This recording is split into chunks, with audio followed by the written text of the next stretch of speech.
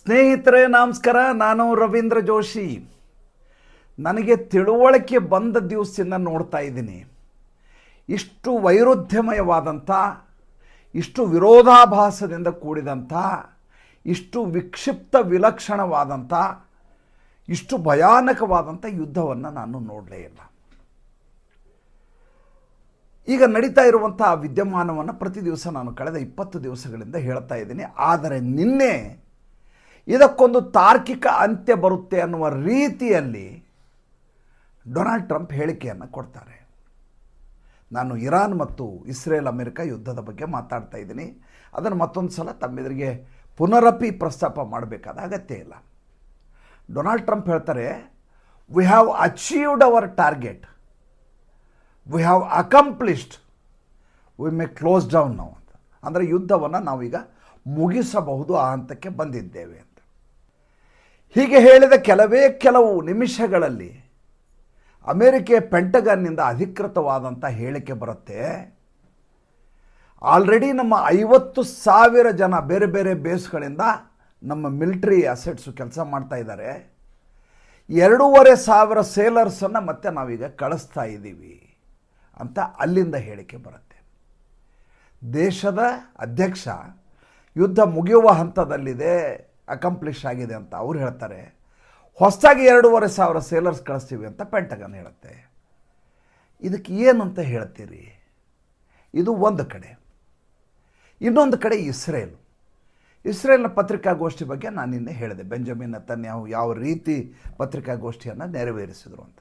ಒಂದು ಪ್ರಶ್ನೆಯನ್ನು ವರದಿಗಾರ ಕೇಳ್ತಾನೆ, ನೀವು ಏರ್ ಸ್ಟ್ರೈಕ್ ಮಾಡುವ ಮೂಲಕ ರೆಜಿಮನ್ನು ಚೇಂಜ್ ಮಾಡಲಿಕ್ಕೆ ಸಾಧ್ಯ ಆಗೋದಿಲ್ಲ, ಬೂಟ್ಸನ್ನು ಗ್ರೌಂಡ್ ಮಾಡಲಾರದೆ ನೀವು ಇರಾನಿನ ಆಧಿಪತ್ಯವನ್ನು ಬದಲಿ ಮಾಡಲಿಕ್ಕೆ ಸಾಧ್ಯ ಇಲ್ಲ, ಇದನ್ನು ನೀವು ಒಪ್ಕೋತೀರೋ ಒಪ್ಕೊಳ್ಳೋದಿಲ್ವೋ? Yes, you are right, I watch it, ನಾನು ಒಪ್ಕೋತೀನಿ ಅಂತ ಬೆಂಜಮಿನ್ ನೆತನ್ಯಾಹು ಹೇಳ್ತಾರೆ. ಹೇಳಿದ ತಕ್ಷಣ ವರದಿಗಾರ ಕೇಳ್ತಾನೆ, ಹಾಗಾದರೆ ಯಾವಾಗ ಬೂಟ್ಸ್ ಆನ್ ಗ್ರೌಂಡು, ಇರಾನ್ನಲ್ಲಿ ನಿಮ್ಮ ಸೈನಿಕರು ಭೂಸೇನೆ ಯಾವಾಗ ದಾಳಿ ಮಾಡುತ್ತೆ? ಅದನ್ನು ನಾನು ಈಗ ರಿವೀಲ್ ಮಾಡೋದಿಲ್ಲ ಅಂತ ಹೇಳ್ತಾರೆ. ಅಷ್ಟೇ ಅಲ್ಲ, ಒಂದು ಜೇಬಿನಿಂದ ಪೇಪರ್ ತೆಗೆದಿರ್ತಾರೆ, ಇದನ್ನು ನಾನು ನಿಮಗೆ ಹೇಳೋದಿಲ್ಲ ಅಂತಾರೆ. 10 ಜನರನ್ನು ಹತ್ಯೆ ಮಾಡಲಿಕ್ಕೆ ಪಟ್ಟಿಯನ್ನು ಮಾಡಿಕೊಂಡಿದೆ ಇಸ್ರೇಲ್. ಅತ್ಯಂತ ಪ್ರಮುಖವಾದಂಥ ಮತ್ತು ಇಡೀ ಇರಾನಿನ ಆಧಿಪತ್ಯವನ್ನು ನಿಭಾಯಿಸುವಂಥ ಅಲ್ಲಿಯ ವಿದೇಶಾಂಗ ಸಚಿವ ಅಬ್ಬಾಸ್ ಅರಾಘಚಿ ಇದಲ್ಲ, ಆತನಿಂದ ಹಿಡಿದು ಉಳಿದ 9 ಜನರನ್ನು ಮುಗಿಸಲಿಕ್ಕೆ ಪಟ್ಟಿಯನ್ನು ರೆಡಿ ಮಾಡಿಕೊಂಡಿಟ್ಕೊಂಡಿದೆ ಇಸ್ರೇಲು. ಯುದ್ಧ ಮಾಡ್ತಾ ಇರೋದು ಇಸ್ರೇಲು ಮತ್ತು ಅಮೇರಿಕ. ಅದರಿಂದ ಪ್ರಭಾವಕ್ಕೊಳಗಾಗಿದ್ದು, ಯುದ್ಧದಿಂದ ನಾಶ ಆಗ್ತಾ ಇರೋದು ಉಳಿದ ಕೊಲ್ಲಿ ರಾಷ್ಟ್ರಗಳು, ಅದು ಬೇರೆ ವಿಚಾರ. ಆದರೆ ಈ ರೀತಿಯಾದಂಥ ಕಾಂಟ್ರಾಡಿಕ್ಟರಿ ಹೇಳಿಕೆಗಳನ್ನು ಕೊಡುವ 2 ದೇಶಗಳು ಜೊತೆಗೆ ಇರಾನಿನ ಹೇಳಿಕೆಯನ್ನು ಕೇಳಬೇಕು ನಿನ್ನೆ ನೀವು. ಅದು ಭಾಳ ವಿಚಿತ್ರವಾಗಿದೆ. ಇರಾನ್ ಹೇಳುತ್ತೆ, ಇಷ್ಟು ದಿವಸ ನಾವು ಅಮೇರಿಕೆಯ ಅಸೆಟ್ಸ್ ಮೇಲೆ ದಾಳಿ ಮಾಡಿದ್ವಿ, ಏರ್ ಬೇಸ್ ಮೇಲೆ ದಾಳಿ ಮಾಡಿದ್ವಿ, ಮಿಲಿಟ್ರಿ ಮೇಲೆ ದಾಳಿ ಮಾಡಿದ್ವಿ, ಆಮೇಲೆ ಗ್ಯಾಸ್ ಏನು ಪ್ಲ್ಯಾಂಟ್ಸ್ ಇದಾವೆ ಅದರ ಮೇಲೆ ದಾಳಿ ಮಾಡಿದ್ವಿ, ಇನ್ನು ಮುಂದೆ ಜಗತ್ತಿನ ಪ್ರೇಕ್ಷಣೀಯ ಸ್ಥಳಗಳ ಮೇಲೆ ನಮ್ಮ ದಾಳಿ ಶುರುವಾಗತ್ತೆ. ನಾವು ಪಾರ್ಕ್ಗಳನ್ನು ಬಿಡೋದಿಲ್ಲ, ರೆಸಾರ್ಟ್ಗಳನ್ನು ಬಿಡೋದಿಲ್ಲ, ಹೋಟೆಲ್ಗಳನ್ನು ಬಿಡೋದಿಲ್ಲ, ಯಾತ್ರಾ ಸ್ಥಳಗಳನ್ನು ಬಿಡೋದಿಲ್ಲ, ಪ್ರವಾಸಿ ಕೇಂದ್ರಗಳನ್ನು ಬಿಡೋದಿಲ್ಲ, ಎಲ್ಲ ಕಡೆ ನಾವು ದಾಳಿಯನ್ನು ಮಾಡ್ತೀವಿ, ಎಚ್ಚರಿಕೆಯಿಂದ ಇರಿ ಅಂತ ಇರಾನ್ ಹೇಳ್ತಾ ಇದೆ. ಇಷ್ಟೇ ಹೇಳಿದರೆ ಅಡ್ಡಿ ಇಲ್ಲ. ಇದನ್ನು ಮೀರಿದ ಇನ್ನೊಂದು ವಿಷಯವನ್ನು ಹೇಳ್ತೀನಿ. ನಿನ್ನೆ ಒಂದು ಕೆಲಸವನ್ನು ಇರಾನ್ ಮಾಡಿದೆ. ಇರಾನ್ ಇಲ್ಲಿಯವರೆಗೂ ಇಂಟರ್ಕಾಂಟಿನೆಂಟಲ್ ಬ್ಯಾಲಿಸ್ಟಿಕ್ ಮಿಸೈಲ್ಗಳನ್ನು ಇದು ಹೊಂದಿಲ್ಲ, ಅಥವಾ ಹೊಂದಿದ್ರೂ ಕೂಡ ಅದು ಅತಿ ದೂರದ ಗಮ್ಯವನ್ನು ತಲುಪೋದಿಲ್ಲ, ಅದರ ಹತ್ರ ಇರುವಂಥ ಬ್ಯಾಲಿಸ್ಟಿಕ್ ಮಿಸೈಲ್ಗಳು ಅನ್ನುವಂಥ ಒಂದು ನಂಬಿಕೆ ಈ ಜಗತ್ತಿನಲ್ಲಿ ಇತ್ತು. ಇದರಲ್ಲಿ ಅವರು ಇನ್ನೂ ಸಾಧನೆಯನ್ನು ಮಾಡಿಲ್ಲ ಅಂತ. ನಿನ್ನೆ ಹಿಂದೂ ಮಹಾಸಾಗರದ ಒಂದು ನಡುಗಡ್ಡೆಯಲ್ಲಿರುವಂಥ ದ್ವೀಪಕ್ಕೆ ಡಿಯಾಗೋ ಗಾರ್ಸಿಯಾ ಅಂತ ಅದರ ಹೆಸರು. ಯಾವ ಅಮೇರಿಕಾ ಮತ್ತು ಯುನೈಟೆಡ್ ಕಿಂಗ್ಡಮ್ನ ಪ್ರಬಲವಾದ ಸೇನಾ ನೆಲೆಗಳಿರುವಂಥ ಐಲ್ಯಾಂಡ್ ಇದು ಡಿಯಾಗೋ ಗಾರ್ಸಿಯಾ. ಇದಕ್ಕೆ BIOT ಅಂತ ಹೇಳ್ತಾರೆ, ಬ್ರಿಟಿಷ್ ಇಂಡಿಯನ್ ಓಷಿಯನ್ ಇದು. ಅದರ ಮೇಲೆ ದಾಳಿ ಮಾಡಿದೆ. ಎಷ್ಟು ದೂರ ಇದೆ ಅದು? 4,000 ಕಿಲೋಮೀಟರ್, 4,000 ಕಿಲೋಮೀಟರ್ಸ್. ಅದನ್ನು ಇಂಟರ್ಸೆಪ್ಟ್ ಮಾಡಿದರು, ಮಧ್ಯೆ ಹೊಡೆದು ಹಾಕಿದ್ರು, ಅದು ಬೇರೆ ವಿಚಾರ. ಅವರ ಬಳಿ 2000ವನ್ನು ಮೀರುವಂಥ ಯಾವುದೇ ಕ್ಷಿಪಣಿಗಳು ಅವ್ರ ಬಳಿ ಇಲ್ಲ ಅಂತ ಇಲ್ಲಿಯವರೆಗೂ ನಂಬಿಕೆ ಇತ್ತು. ಈಗ 4000 ಕಿಲೋಮೀಟರ್ ದೂರದ ಡಿಯಾಗೋ ಗಾರ್ಸಿಯಾವನ್ನು ಹೊಡೆಯುವಂಥ ವ್ಯವಸ್ಥೆಯನ್ನು ಇರಾನ್ ಇಟ್ಕೊಂಡಿದೆ ಅಂದರೆ ನಾಳೆ ಅವರು ಬರೀ ಇರುವಂಥ ಕ್ಲಸ್ಟರ್ ಮಿಸೈಲ್ಗಳು, ಬ್ಯಾಲಿಸ್ಟಿಕ್ ಮಿಸೈಲ್ಗಳು, ಹೈಪರ್ಸಾನಿಕ್ ಮಿಸೈಲ್ಗಳ ಮುಂದೆ ಈ ಯುರೇನಿಯಂ ಎನ್ರಿಚ್ಮೆಂಟ್ ಮಾಡಿದಂಥ ಪರಮಾಣು ಬಾಂಬ್ಗಳನ್ನು ಜೋಡಿಸಿ ಹೊಡೆಯುವುದಿಲ್ಲ ಅನ್ನೋದು ಯಾವ ಗ್ಯಾರಂಟಿ ನನಗೆ ದಯವಿಟ್ಟು ನೀವು ಹೇಳಿ. ಇದು ಒಂದು ಕಡೆ. ಇನ್ನೊಂದು ಬೆಳವಣಿಗೆಯನ್ನು ಹೇಳಿಬಿಡ್ತೀನಿ. ಏನು ಬೆಳವಣಿಗೆ? ಈ ಮುಂಬೈನಲ್ಲಿ ಒಂದು ವ್ಯವಸ್ಥೆ ಇತ್ತು ಮುಂಚೆ. ಈ ಪೊಲೀಸ್ ಇಲಾಖೆಯವರು ಸೆಕ್ಯೂರಿಟಿ ಕೊಡ್ಬೇಕು ಜನರಿಗೆ.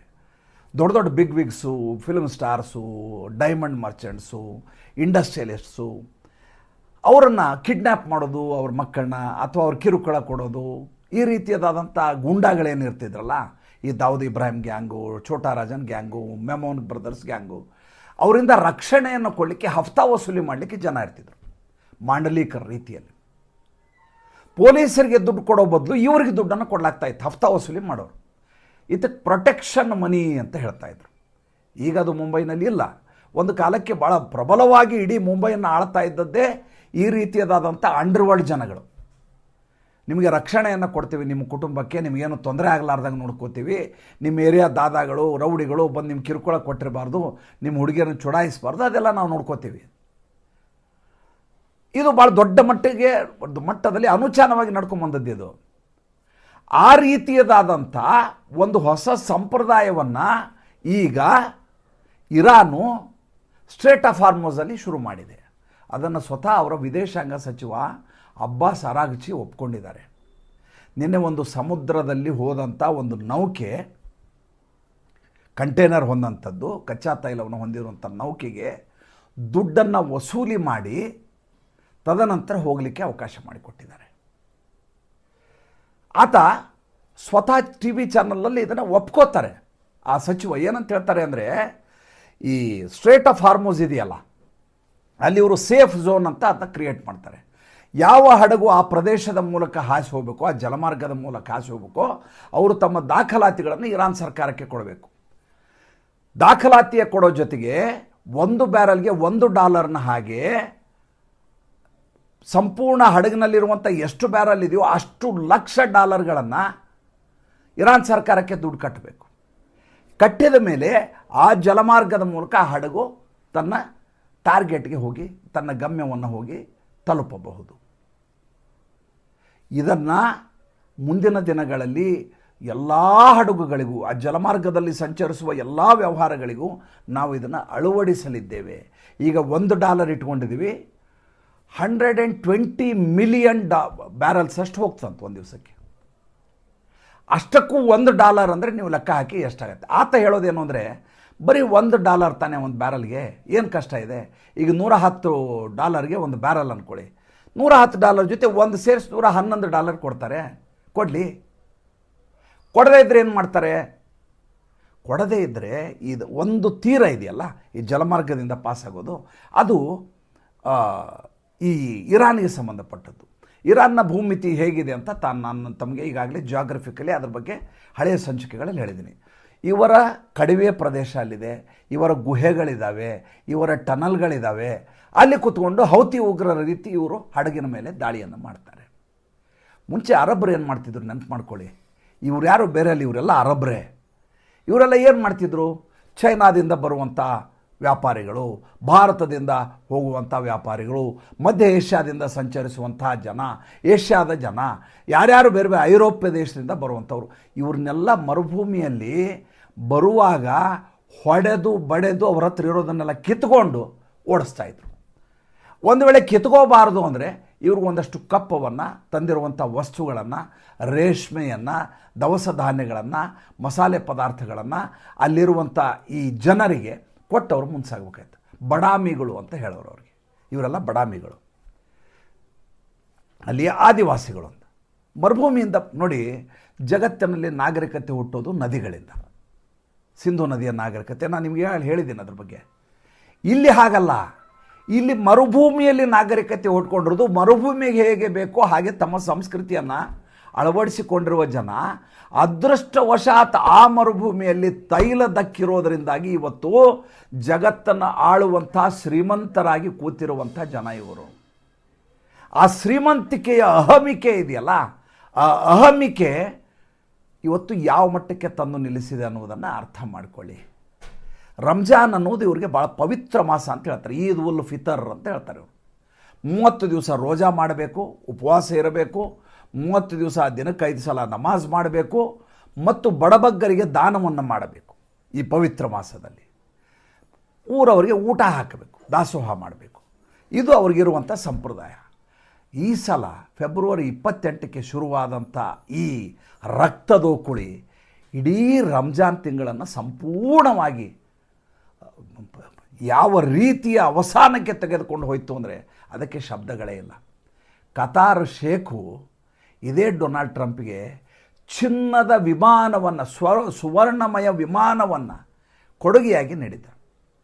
ಅವರು ಅಧಿಕಾರ ಸ್ವೀಕಾರ ಮಾಡಿದ ತಕ್ಷಣ ಸೌದಿ ಅರೇಬಿಯಾದವರು ಚೆಕ್ಕನ್ನು ಕೊಟ್ಟಿದ್ರು, ಎಷ್ಟು ಬೇಕು ಬರ್ಕೊ ನೀನು ಅಂತ ಡೊನಾಲ್ಡ್ ಟ್ರಂಪ್ಗೆ. ಆ ರೀತಿಯ ಸ್ಥಿತಿಯಲ್ಲಿದ್ದಂತಹ ರಾಷ್ಟ್ರಗಳು ಇವತ್ತು ತಮ್ಮ ತೈಲ ಉತ್ಪನ್ನದ ಸ್ಥಾವರಗಳನ್ನು ಉಳಿಸ್ಕೊಳ್ಳಿಕ್ಕೆ ಇನ್ನಿಲ್ಲದ ಹರಸಾಹಸ ಪಡ್ತಾ ಇದ್ದಾರೆ. ಬಹಳಷ್ಟು ಈಗಾಗಲೇ ಕ್ಲೋಸರ್ ಸ್ಟೇಜಿಗೆ ಬಂದ್ಬಿಟ್ಟಿದ್ದಾವೆ.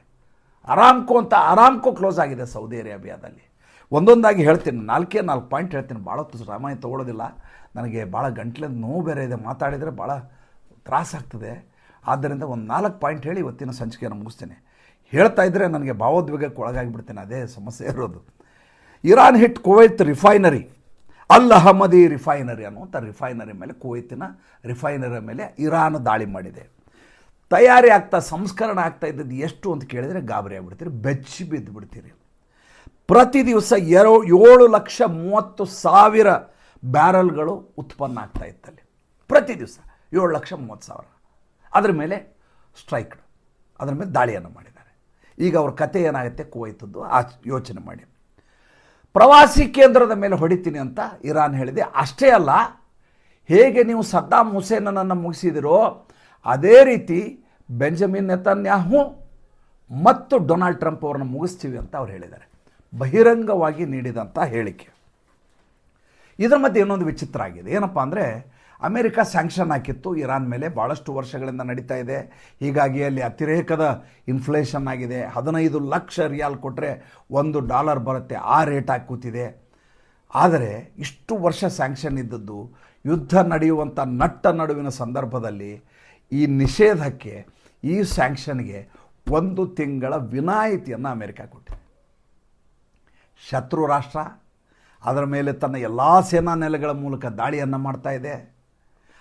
ಅದರ ಮಧ್ಯೆ ಅದಕ್ಕೆ ವ್ಯತಿರಿಕ್ತವಾಗಿ ಅದರ ಮೇಲೆ ಇರುವ ಸ್ಯಾಂಕ್ಷನನ್ನು ರದ್ದು ಮಾಡಿದೆ. ಅವರ ಬಳಿ ಇರುವಂಥ 140 ಮಿಲಿಯನ್ ಬ್ಯಾರಲ್ಗಳನ್ನು ನೀವು ರಫ್ತು ಮಾಡಬಹುದು ಅಂತ ಅನುಮತಿಯನ್ನು ಕೊಟ್ಟಿದೆ. 140 ಮಿಲಿಯನ್ ಬ್ಯಾರಲ್ಗಳು. ಯಾಕೆ? ಜಾಗತಿಕ ಮಟ್ಟದಲ್ಲಿ ತೈಲ ಉತ್ಪನ್ನದ ರೇಟ್ ಏರಿದೆ ಅಂತ ಡೊನಾಲ್ಡ್ ಟ್ರಂಪ್ ಹೇಳ್ತಾರೆ. ವಾಸ್ತವವಾಗಿ ವಿಚಾರ ಏನು ಅಂದರೆ, ಅಮೇರಿಕೆಯಲ್ಲಿ 1 ಗ್ಯಾಲನ್ ಪೆಟ್ರೋಲ್ಗೆ $3.91 ಆಗಿದೆ, ಅಂದರೆ $4 ಆಗಿದೆ. ಈ ಹೊಡೆತವನ್ನು ಅಲ್ಲಿಯ ಜನರಿಗೆ ತಡ್ಕೊಳ್ಳಿಕ್ಕಾಗ್ತಾಯಿಲ್ಲ. ಪ್ರತಿ ವಾರ $20 ಹೆಚ್ಚುವರಿ ಖರ್ಚು ಬರ್ತಾಯಿದೆ ತುಂಬ ಓಡಾಡುವಂಥವ್ರಿಗೆ. ಅಮೇರಿಕೆಯಲ್ಲಿ ಜನ ರೊಚ್ಚಿಗೆದ್ದಿದ್ದಾರೆ. ನವೆಂಬರ್ನಲ್ಲಿ ಚುನಾವಣೆ ಇದೆ, ಅದರ ಭಯ ಡೊನಾಲ್ಡ್ ಟ್ರಂಪನ್ನು ಕಾಡ್ತಾ ಇದೆ. ಹೀಗಾಗಿ ಇದ್ದಕ್ಕಿದ್ದ ಹಾಗೆ ಯಾವ ನಿಷೇಧವನ್ನು ಹೇರಲಾಗಿತ್ತೋ ಆ ನಿಷೇಧವನ್ನು ಹಿಂತೆಗೆದುಕೊಂಡಿದೆ.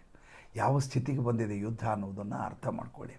ಕೊನೆಯದಾಗಿ ಒಂದು ಸಣ್ಣ ಕಥೆಯನ್ನು ಹೇಳಿ ಇವತ್ತಿನ ಸಂಚಿಕೆಯನ್ನು ಮುಗಿಸ್ತೇನೆ. ತುಂಬ ನನ್ನನ್ನು ಕಾಡಿದಂಥ ಕಥೆ, ಗಾಢವಾಗಿ ಭಕ್ತಿಯ ಪರಮೋಚ್ಚ ಸ್ಥಿತಿ ಅಂದರೆ ಏನು ಅಂತ, ದಿವ್ಯತೆಯ ಪರಮೋಚ್ಚ ಸ್ಥಿತಿ ಅಂದರೆ ಏನು ಅಂತ ನನ್ನನ್ನು ಕಾಡಿದ ಕಥೆ ಇದು, ಗಾಢತೆಯ ಕಥೆ ಇದು.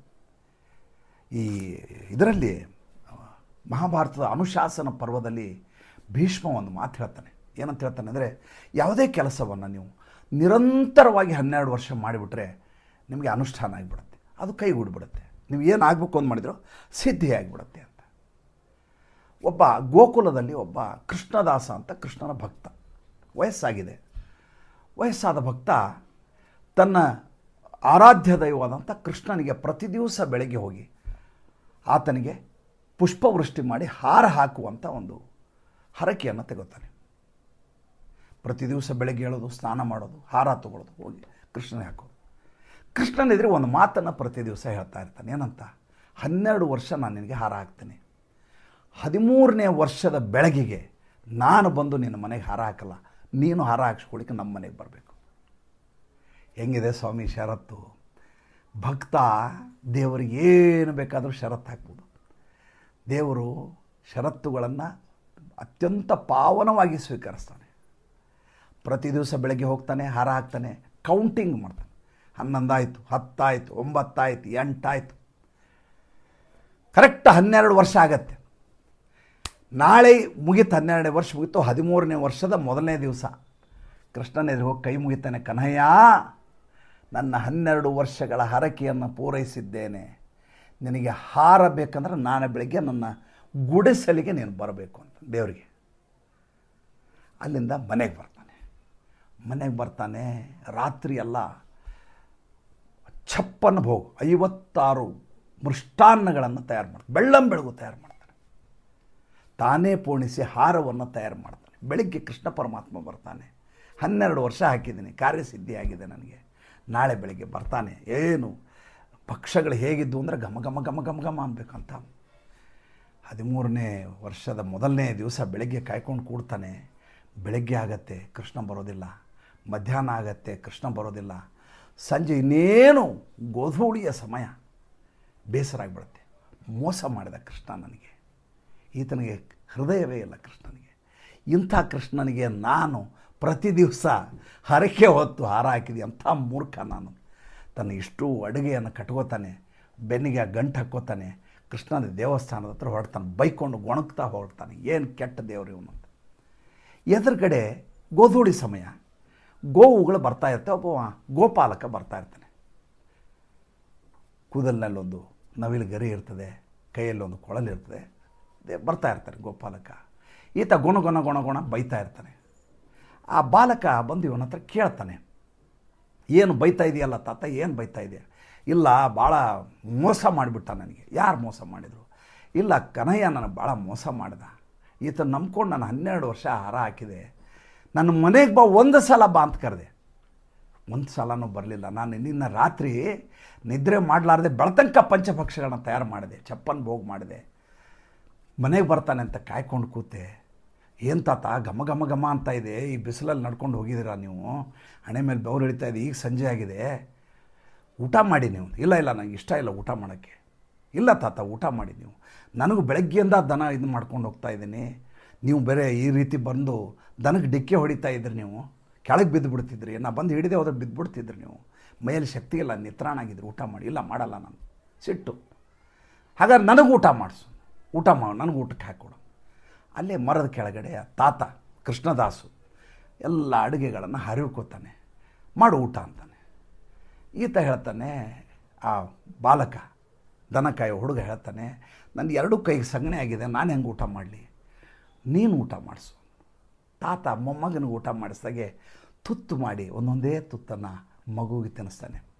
3 ತುತ್ತಾಗಿರುತ್ತೆ. ದಳ ದಳ ದಳ ದಳ ಕಣ್ಣಲ್ಲಿ ನೀರು ಇಳಿಯುತ್ತೆ ಕೃಷ್ಣನಿಗೆ, ಗೋಪಾಲಕನಿಗೆ.